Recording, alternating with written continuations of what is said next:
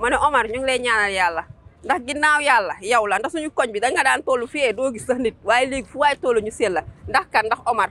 lu toll ak ñaar fi at ñu am suñu këyit financement ku ñëw nax ñu jox ko suñuy këyit duñu indil dara dañu naxee loolu waaye depuis Omar Cissé ñëw ba tey ñoo tax ñu am financement léegi daaw ñu toogatuñu si benn grand place di naan attaay saa ñu xëyee ñu ngi wut lu ñu këtti kët naxoon Omar Cissé waaye ñu ngi lay ñaanal yàlla ca kanam ñun nag ñu ngi topp sa ginnaaw foo ñu woo ñu wuyu la ñu ne suñu waa groupement ñu ngi lay ñaanal yàlla ca kanam ca kaw. nuyu ñëpp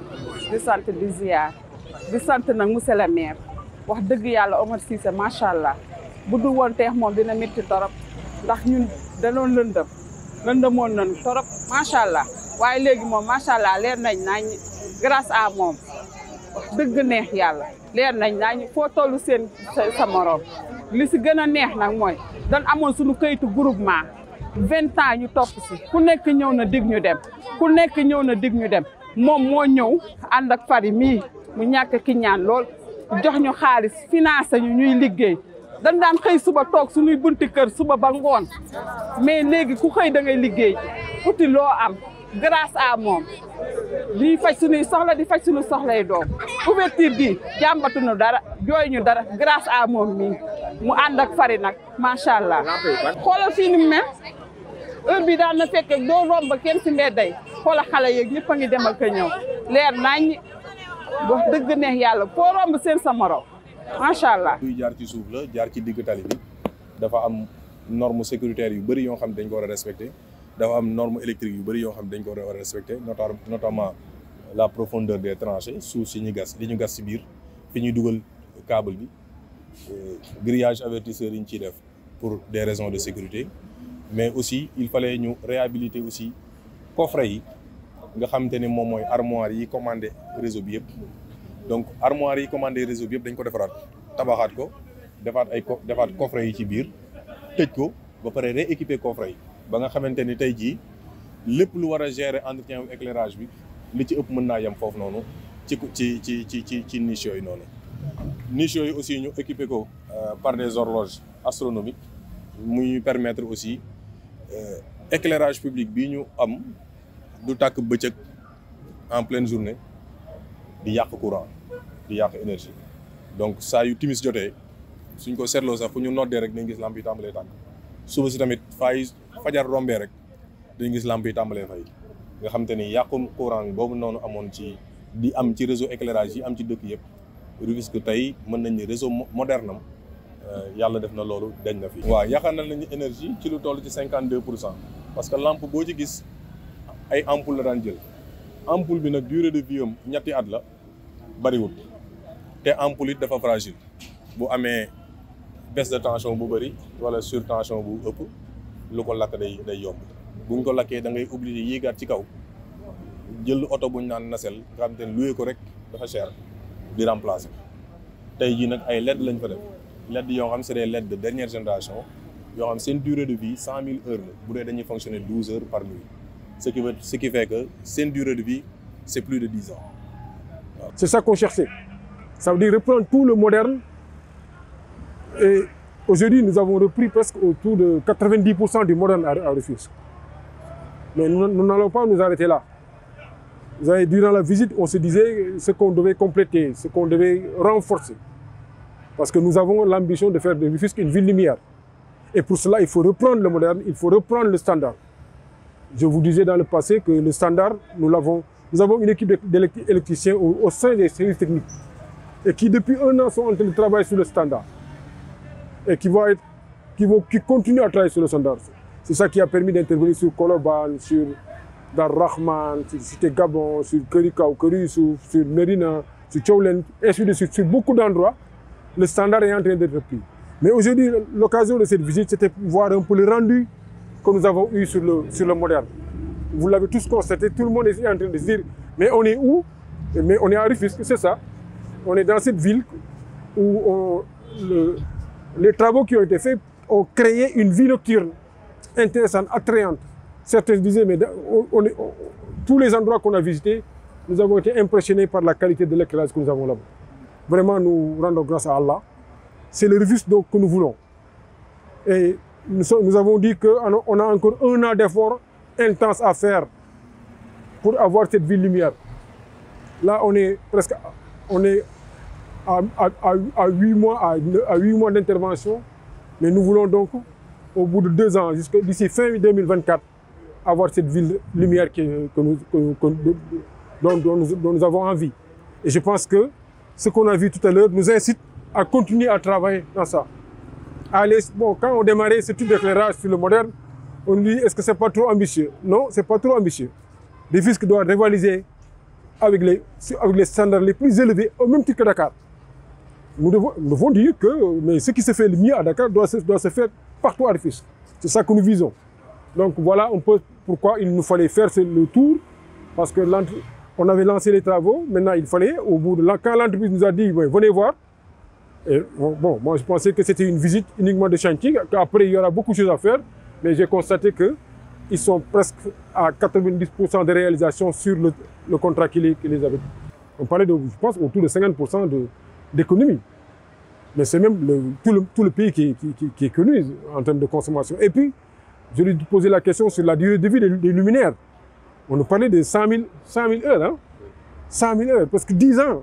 de luminaire. C'est vrai, donc tous ces avantages nous paraissent très importants. Et je félicite l'entreprise d'avoir aussi des normes de qualité très élevées. Bon, vous avez vu, souvent, il nous a fallu changer des candélabres, vous avez vu les alignements, harmoniser tout. Mais vraiment, vraiment c'est le Rufisque dont nous rêvons tous. En relation avec eux, comme on se disait, on va bien regarder la question de la protection des candélabres.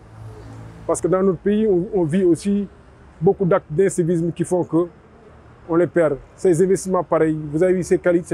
forme de qualité. Il faut que les citoyens s'impliquent. Nous voulons amener la ville à un certain niveau, mais on ne peut pas le faire sans les citoyens. Tout ce type d'éclairage public qui est posé, il y a des riverains qui sont là. Quand l'éclairage public est là, vous voyez la qualité, la sécurité, la vie nocturne, l'économie, tout ça, mais il faudrait que les citoyens s'impliquent. Parce qu'on ne peut pas mettre devant chaque candélabre un agent de la ville. Ce n'est pas possible. Mais au moins que les citoyens qui sont là et qui savent où nous voulons aller et qui sont convaincus que si nous continuons ces efforts, cette ville sera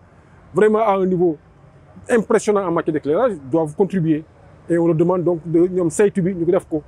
qu'ils fassent le suivi tout le temps. Donc tous ces aspects nécessitent une mobilisation citoyenne. Parce que ça, nous ne sommes pas une ville hyper riche. On ne peut pas se permettre de faire certains types d'investissements et que, in fine, chacun se dit, bon, c'est l'affaire de la mairie. Ce n'est pas l'affaire de la mairie. La sécurité qui est créée dans les quartiers, l'économie qui prospère dans les quartiers, ce n'est pas uniquement pour la mairie, c'est pour aussi les populations. Donc nous sommes très satisfaits de la visite que nous avons eue, que nous venons d'effectuer avec nos techniciens, avec les directeurs et techniciens de l'entreprise ERT, avec le bureau municipal, avec aussi la presse. C'était important, je pense, de montrer ça au Rufisquois pour leur dire qu'il faudrait que maintenant qu'on continue à travailler ensemble. Cette ville, on peut la changer, il n'y a pas de fatalité. Et Inch'Allah, avec le concours de tous, elle va changer. Waaw jërëjëf sànq rek maa ngi koy wax ci nasaraan ne xam nga dëkk moom am na ñaari xeetu éclairage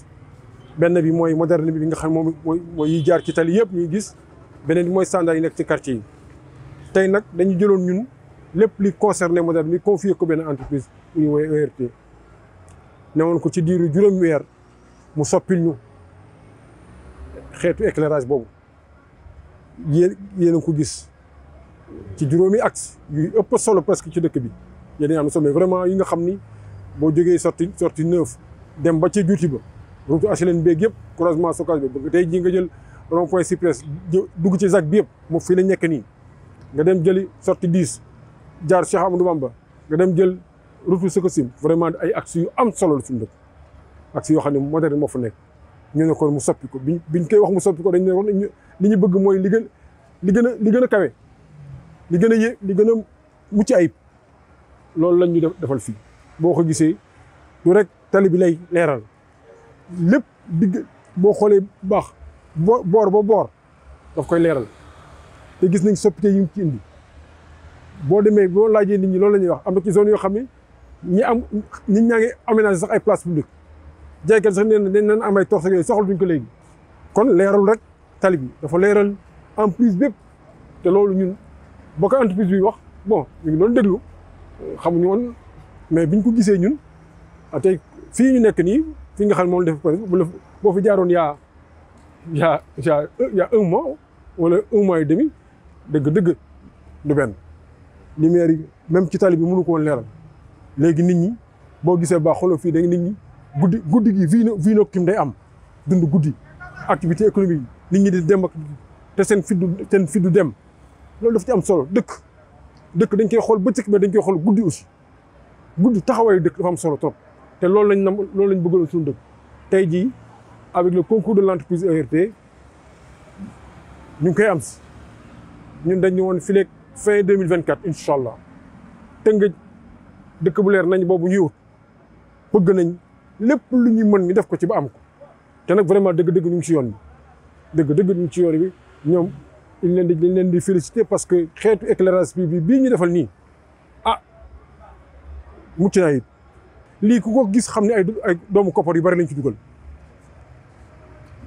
li ñu am ñu jël ko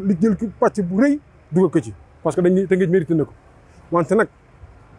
defar mu leer nii yëpp baax na wante nag xam nañ léegi li nekk ci dëkk bi yàq yi